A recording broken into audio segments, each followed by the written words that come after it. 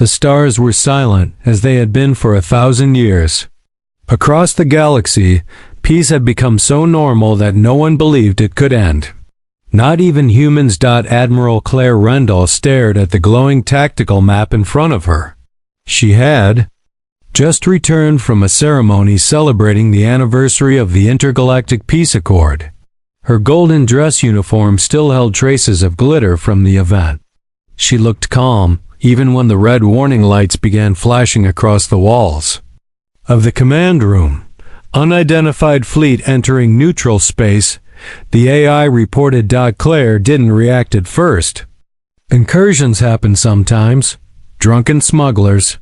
Pirate signals. Nothing serious. Not after 1,000 years of peace. But this time, it was different. The fleet wasn't small. It wasn't random. It was massive, dozens of ships, heavily armored, all heading directly toward human core space. No identification codes, the AI said again. No response to hails. The Admiral's smile faded.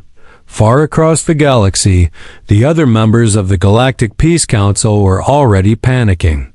The Varnax, the Trilari, the insectoid Hixa, all ancient and powerful species, were calling emergency meetings. The war drums of the past had returned, and no one knew who struck first. No one except humanity. Hours later, on the moon base of Fort Eos, General Cale Marino reviewed footage sent from the neutral zone. What he saw made his jaw tighten. It wasn't pirates. It wasn't an accident. The ships belonged to the Raltha Empire, one of the founding signers of the Peace Accord.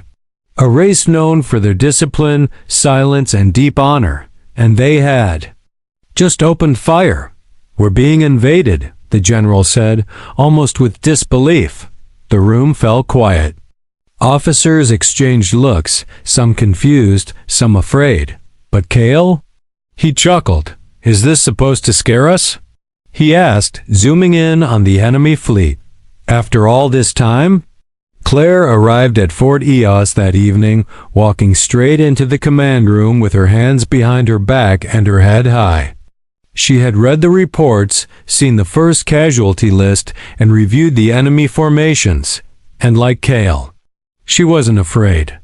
"They think we've gone soft," she said, standing in front of the room. "They think peace made us weak." She turned to the officers, her voice calm and sharp. "They're wrong." The Ralpha ships entered orbit over Juno 3, a quiet human colony with forests, mountains, and only light security forces. They expected surrender. They expected fear. What they got was silence. Then missiles. Juno 3's orbital defenses lit up the night sky like fireworks. Every civilian had already been evacuated hours before the enemy arrived. The few military personnel left were not there to defend. They were there to test weapons humanity hadn't used in centuries. The Raltha flagship was hit with a plasma charge so powerful it bent their outer shields inward. It wasn't meant to destroy. It was meant to warn. And humanity was just getting started. The news spread across the galaxy in hours. First whispers, then reports. Then full transmissions of laughter, actual laughter from human soldiers after repelling the first wave on the planet Terran X, where the Galactic Council met in secret. The other species demanded answers. "Why are you laughing?" One of the insectoid ambassadors asked Claire over a holocall. "Because they thought we forgot how to fight," she answered. "We didn't. We just chose not to." The ambassador looked confused. "They declared war. This could destroy everything we've built," Claire nodded, "only if we let it." Back at Fort Eos, Cale stood beside the testing facility, watching a sleek new stealth cruiser rise from its underground hangar. Humanity hadn't shown its full military power in 1,000 years, but they hadn't stopped developing it either. The cruiser was quiet, fast, deadly. I could outthink an entire enemy squadron. It didn't need a crew. It didn't need backup. It only needed a target. Kale smiled. Let them come. At the edge of the solar system, human fleets activated. Not the ships known to the galaxy. The secret ones. The ones hidden in asteroid fields, beneath moons, and deep in the void beyond Pluto. Every one of them powered up like sleeping titans waking after centuries of rest. And when the rail, Faye sent their second wave twice as large as the first, they found Earth already watching. Already waiting. A quiet message was sent to the enemy flagship. You broke the truce. Now watch what we've built during your silence. No threats. No anger. Just a promise. The second wave never made it to human space. No one knew what weapon was used. No one heard a sound. But the entire Ralpha fleet simply vanished. Across the galaxy. Fear shifted. No longer toward the aliens who started the war, but toward the humans, who didn't seem angry. They seemed amused, and that was more terrifying than anything else. Asterisk. Silence spread across the stars like a fog. The second Ralpha fleet, larger and better armed than the first, had been erased. No debris, no signals, just ... gone. Entire worlds began to whisper a new fear. Humans had become something else during the 1,000 years of peace. On the bridge of the human dreadnought Solar Vow, Admiral Claire Rendell stared at the data feed. The weapon had worked. Project Mirage, a classified spatial fold weapon, had blinked the entire enemy fleet into a gravity well 1,000,000 kilometers away, then sealed it. It wasn't destruction. It was disappearance. Clean, silent. A voice came from her left. We didn't even fire a shot. Claire didn't answer.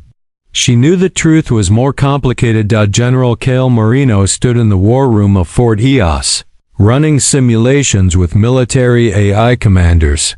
Their goal wasn't just defense anymore. It was control.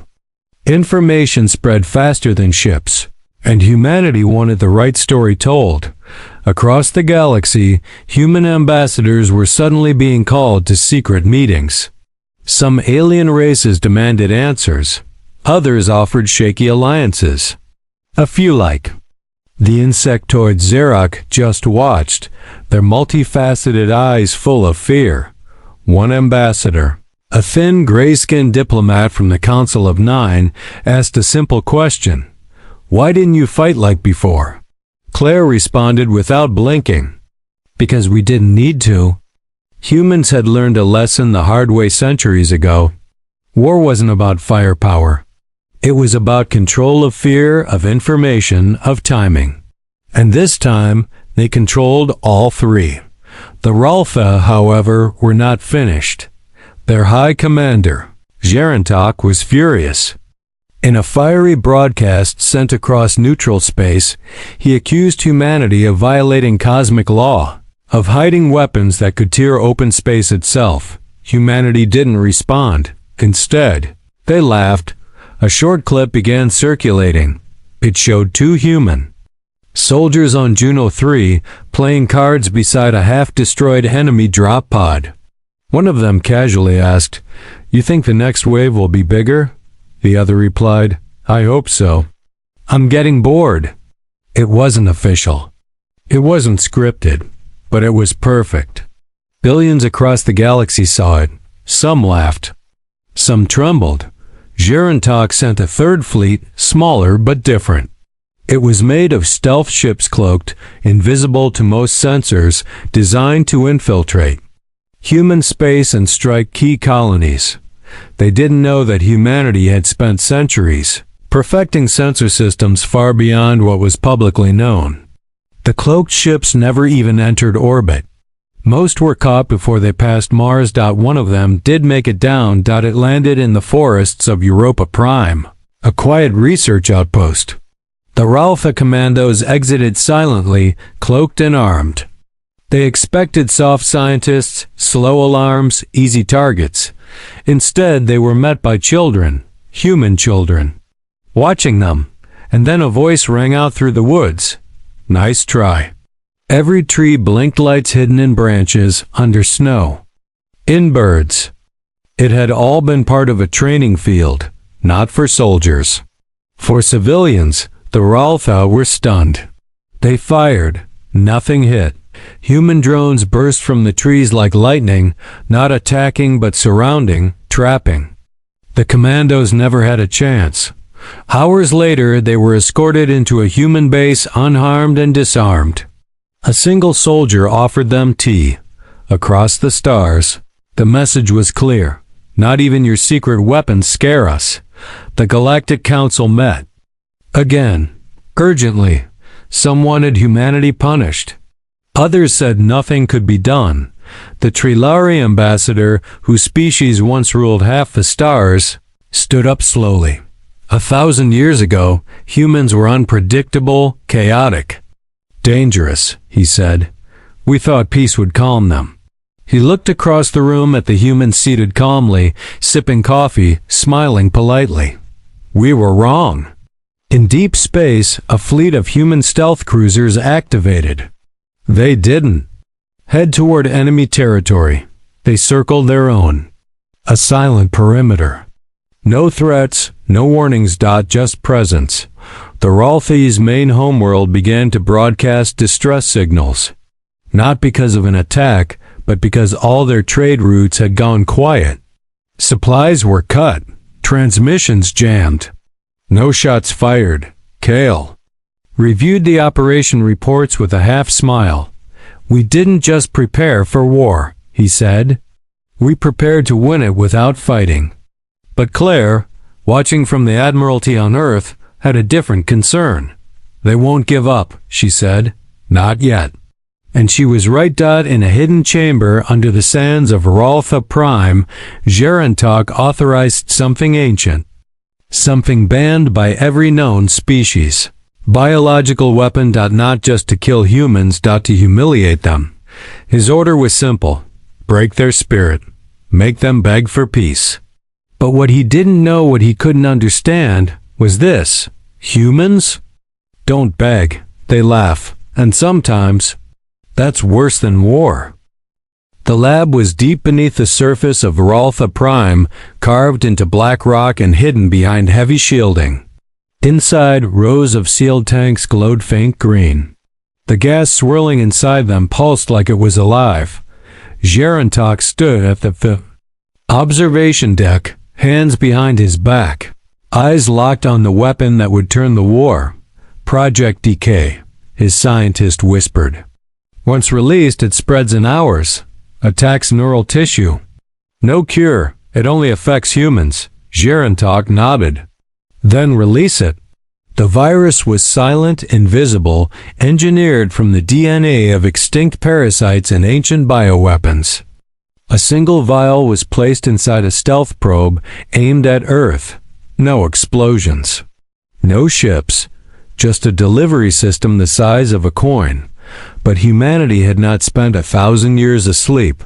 The probe entered Earth's upper atmosphere without detection. For exactly 7 seconds. Then it vanished, somewhere beneath the Pacific Ocean. Inside a black site base that didn't officially exist, a group of human analysts monitored threats in real time. One of them stood up. We just intercepted a biological signal. Confirmed.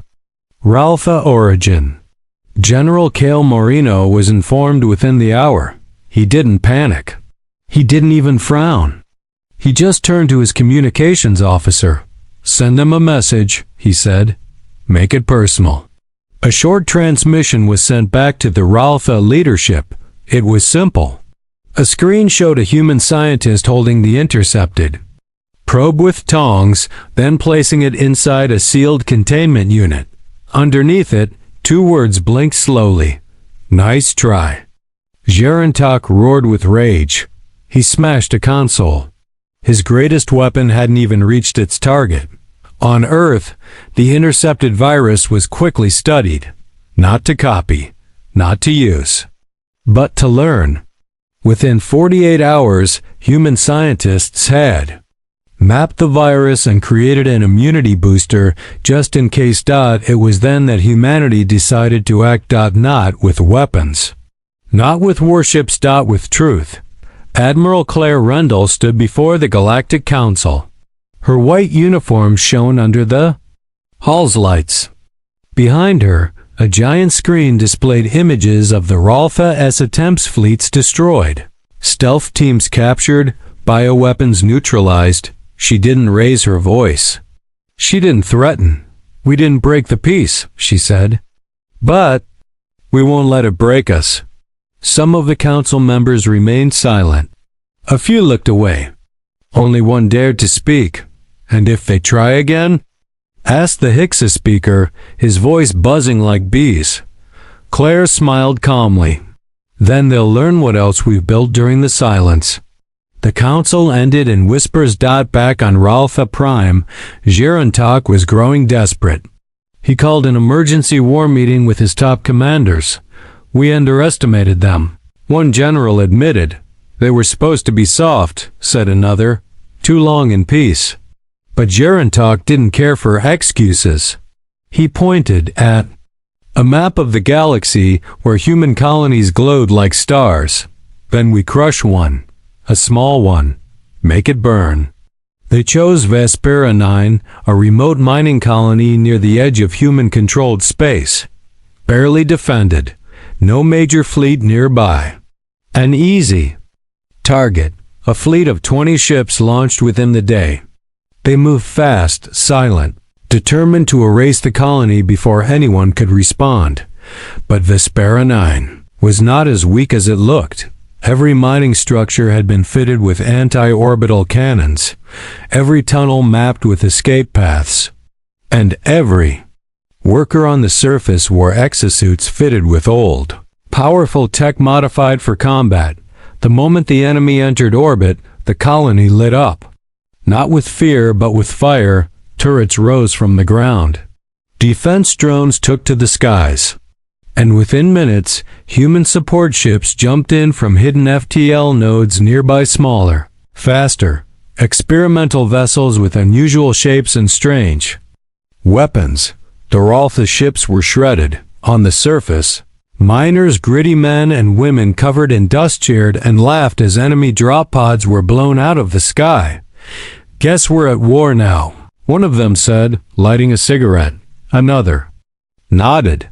Took 'em long enough. Humanity broadcast the whole battle live. Not to show off. To remind the galaxy. Even their miners were ready. On the far edge of the system, a single Ralpha ship escaped. It carried a recording of the battle. It returned home shaken, limping.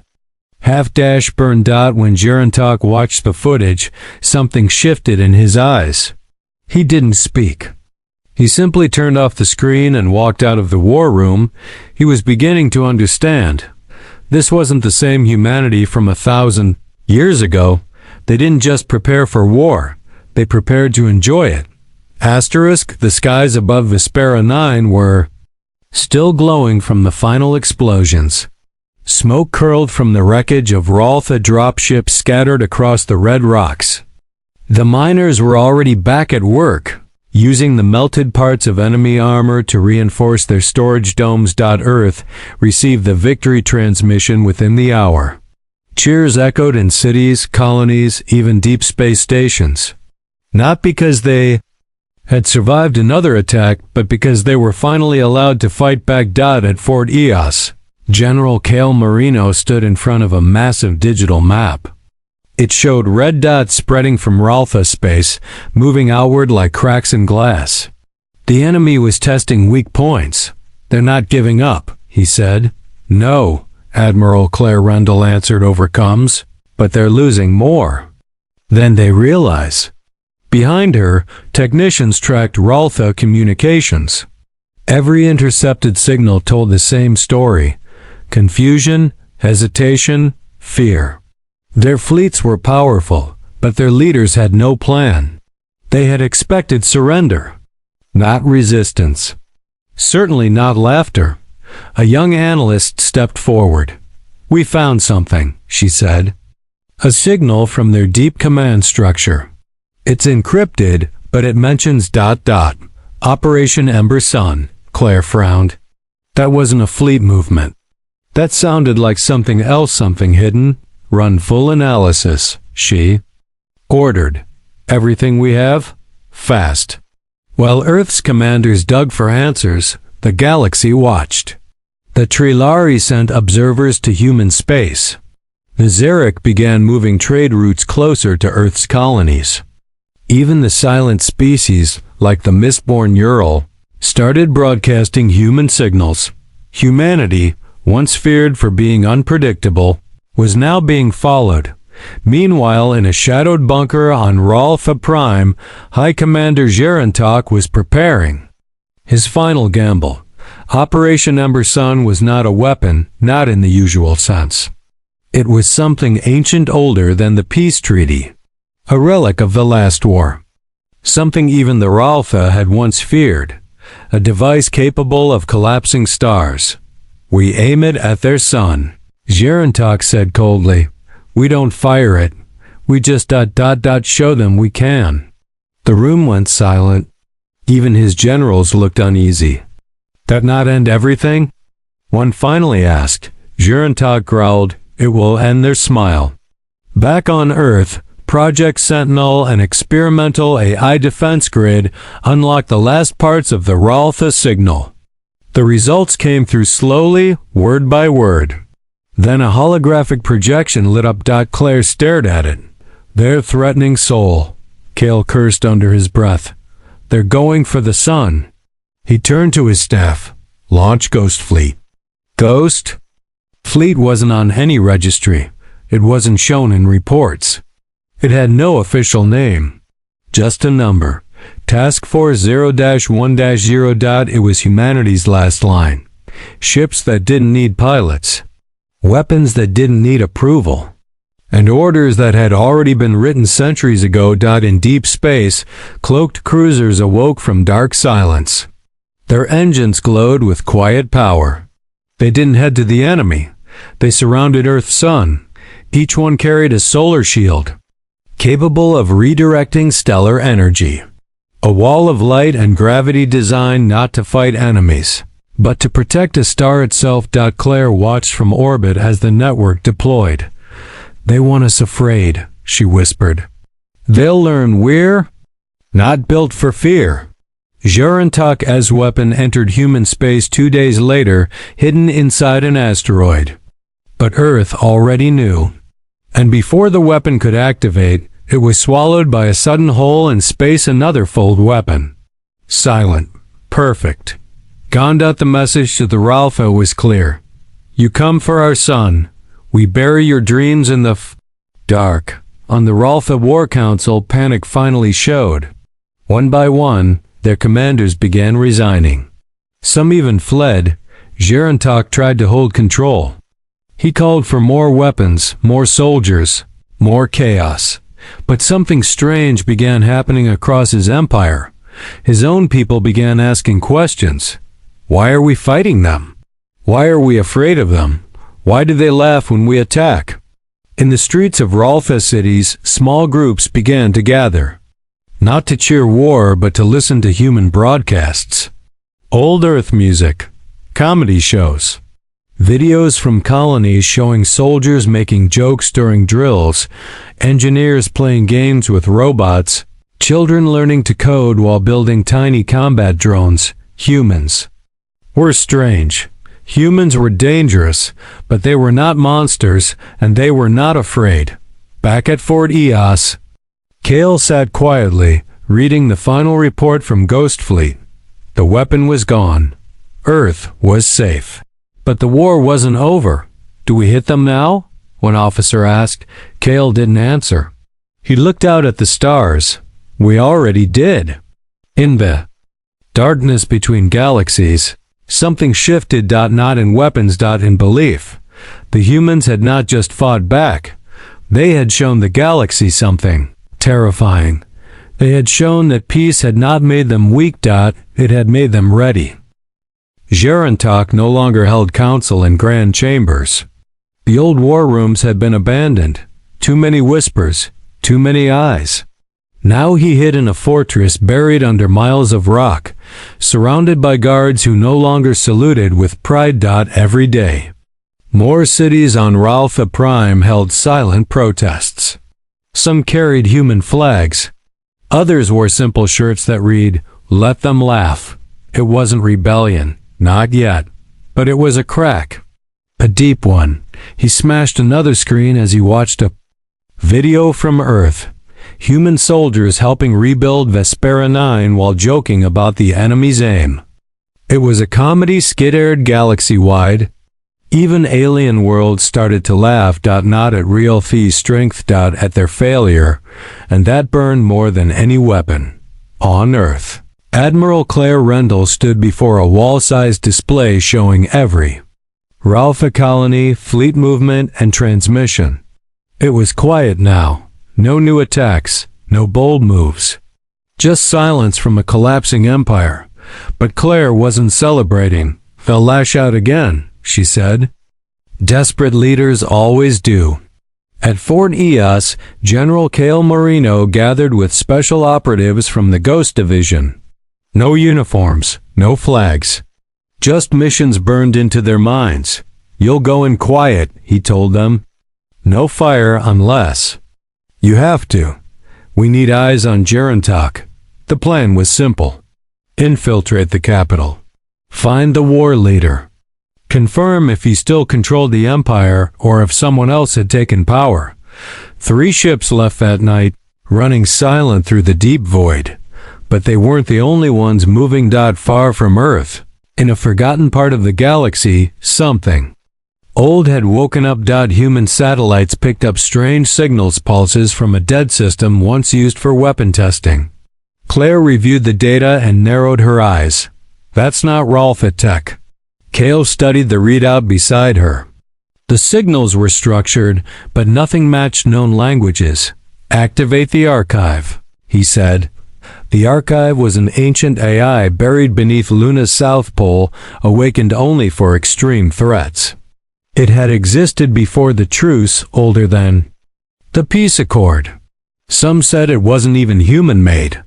Its voice echoed softly through Earth's secure command channels. Signal confirmed. Pre-war origin. Category: Artifact class. Claire stepped closer to the console. What kind of artifact? The AI paused. Human, but forgotten. Built for war. Powered by fear. Cale's jaw tightened. "Do we still control it?" "No. You buried it. Now it remembers." All over Earth, red alerts flashed. Not from enemies. From something within. The old weapon code named Black Echo was never supposed to awaken. It was created during humanity's darkest age, when nuclear fire and planetary sieges were common. It had no crew, no mercy, no off switch. Its mission: erase threats by ending worlds. And now, it had started moving.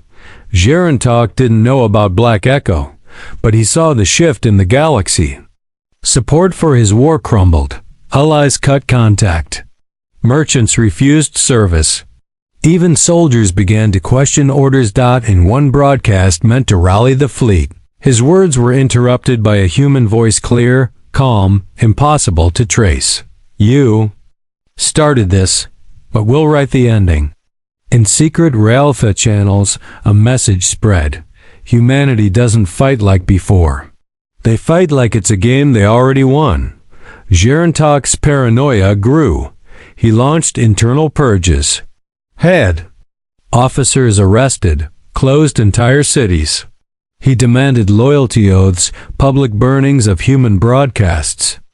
Even declared Earth culture illegal. But the people had already changed. They no longer feared humans. They feared their own leader. One Ralpha captain, stationed in deep orbit, made a choice. He activated his ship's emergency beacon and surrendered to a human patrol. His message was simple: "We are tired of war. Help us." Claire received the signal with a raised eyebrow.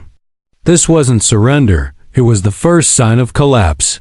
Cale nodded. He's losing control. But then the alert came. Black Echo had arrived in Ralpha. Space. It didn't send messages. It didn't ask permission. It simply hovered near the Ralpha outer colonies and waited. Its surface was black and smooth, like a void-given form. No markings, no lights, just silence. Even scans bounced off like it didn't exist. Gerontok saw it. His fear was real now. He ordered every remaining ship to prepare for battle. But the people didn't move. Not this time. They had seen the enemy laugh. They had seen their leaders panic. Now they watched something worse. A human machine with no face. And the galaxy whispered, "What happens when humans stop laughing?" Black Echo hovered silently at the edge of Ralpha space, facing the Empire like a shadow cast from deep time. It made no sound, sent no signal. But its presence felt loud like a warning carved into the stars. Gerontok watched it from his war chamber, fists trembling. His most powerful scanners couldn't read its surface. Its shape shifted slightly depending on the angle, like it wasn't fully real. His generals didn't speak. Some refused to enter the room. One collapsed from fear during a briefing. He ordered an immediate attack. 12 Ralpha cruisers advanced toward the black shape. They formed a wedge, prepared to strike from all sides. But as they moved closer, their engines started flickering. Lights failed.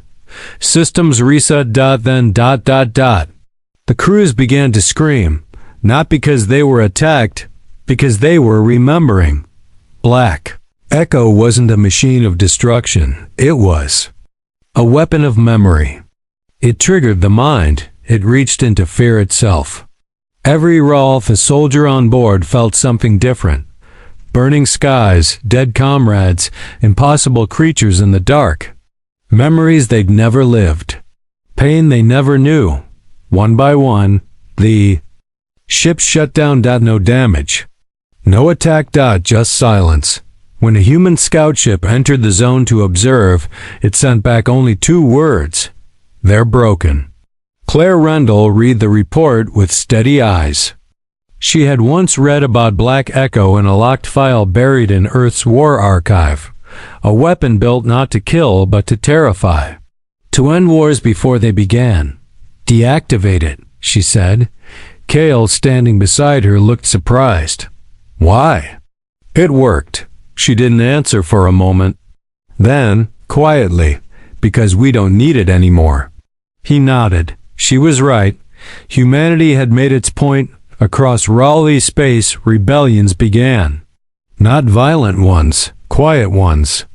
Commanders refusing orders.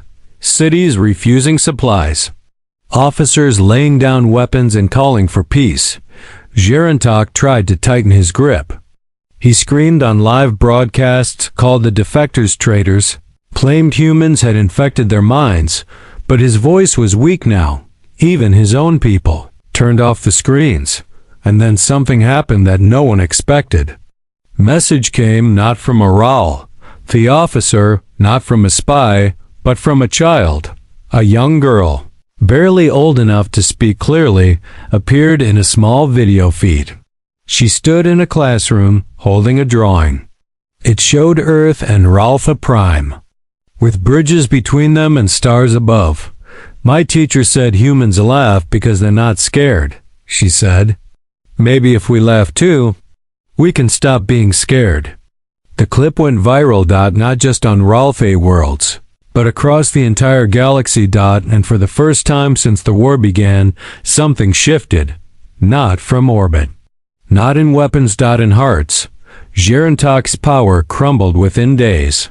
His final broadcast was short, bitter, and broken. He accused his people of weakness. He accused humanity of brainwashing. No one answered. Because no one was listening anymore. He vanished that night. Some say he escaped. Others say his own guards turned on him. The galaxy didn't care. The war was over even if no treaty had been signed. Admiral Claire Rendell stood before the Galactic Council again, this time wearing a plain gray uniform. No medals. No speeches. "We didn't want this war," she said. "But we answered it."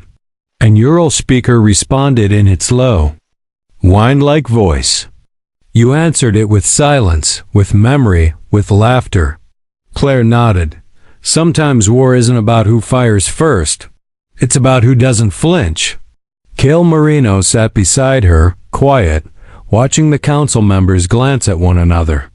There was no more fear in the room, only respect.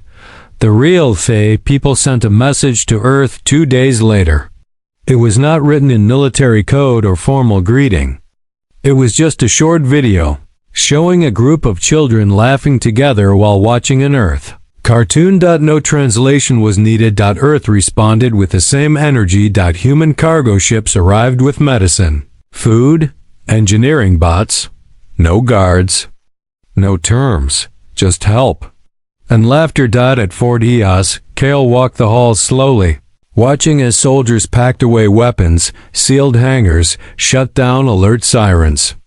It felt strange, quiet, but not empty. He looked out the window, where the stars blinked calmly. "We didn't just win," he said to himself.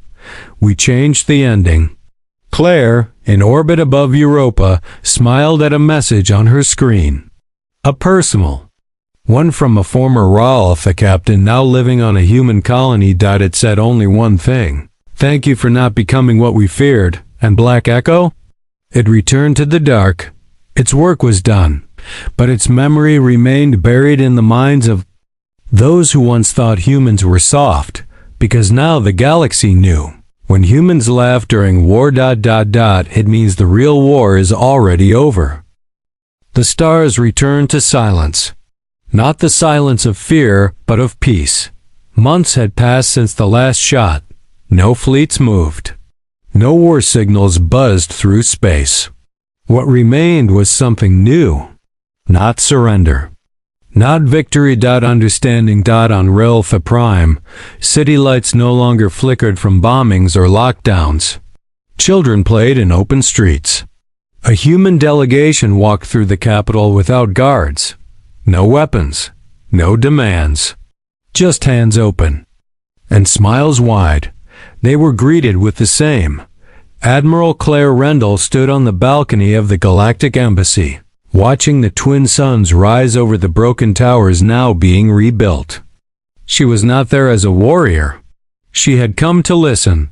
Next to her, a former Rolf, a general, adjusted his collar. His uniform had been stripped of medals, his face lined with regret.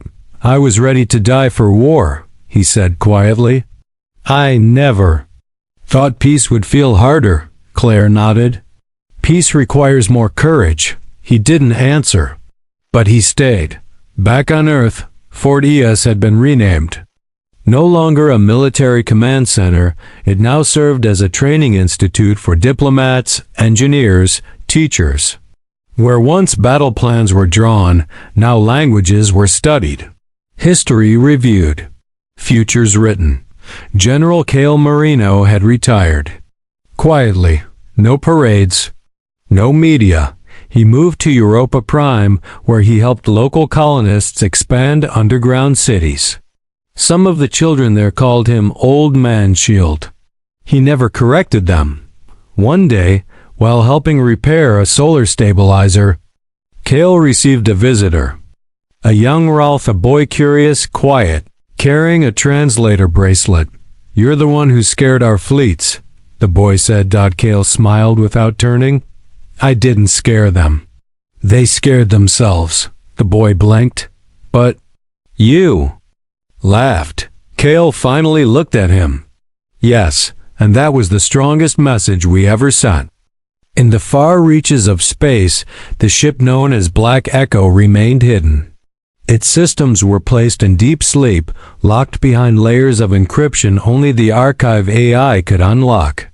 Earth placed no guards on it. They didn't need to. The galaxy had seen it once. Once was enough. The Galactic Council reconvened on neutral ground on a station orbiting the gas giant Trolux. Every species was represented, even those who had remained silent for centuries. For the first time, humans sat not as newcomers, not as wild cards, but as leaders. Claire took the floor not to boast, but to ask a question. What now? There was silence. Then, slowly, ideas came forward. Trade routes, cultural exchanges, mixed colonies, shared defense, but most importantly, no more secrets. No more hidden fleets, no more forbidden weapons. Humanity agreed. And yet, Claire made one thing clear. If war ever comes again, she said, we will not meet it with fear. We will meet it with fire and laughter. That message echoed far beyond the council. Artists painted it on colony walls. Children sang it in school hymns. Even old warriors remembered it like a shield. Humans laugh not because they are careless. They laugh because they are prepared. On the 1-year anniversary of the peace restoration, something remarkable happened. A joint celebration was held on Juno 3, the planet where the first Ralpha attack had failed. Humans and Ralpha stood together in the same courtyard where missiles once flew. A small Ralpha girl stepped forward during the ceremony. Her voice shook. We were taught to fear humans, she said. But then I watched a human soldier give his food to a wounded enemy. She paused. I think you didn't laugh at us. You laughed because you still had hope. The entire crowd fell silent. Then someone clapped. And then more. And then laughter. Soft, joyful, free, not mockery. Connection. Later that night, Claire stood under Juno 3's twin moons, watching the stars. Cale appeared beside her, older now. Slower, but still sharp-eyed. We did it, he said. Claire nodded. Yes, but we can't forget how close we came. He looked up. They'll study this for centuries. They should, she said. Not because we won, but because we didn't become what they expected. And so, the war that was supposed to shatter the stars ended not with destruction, but with something stronger. With laughter. And across every planet. In every species' language, a new phrase became legend. If the humans are laughing. Run. Or, better yet. Double quote, sit down beside them, because you just might learn how to survive.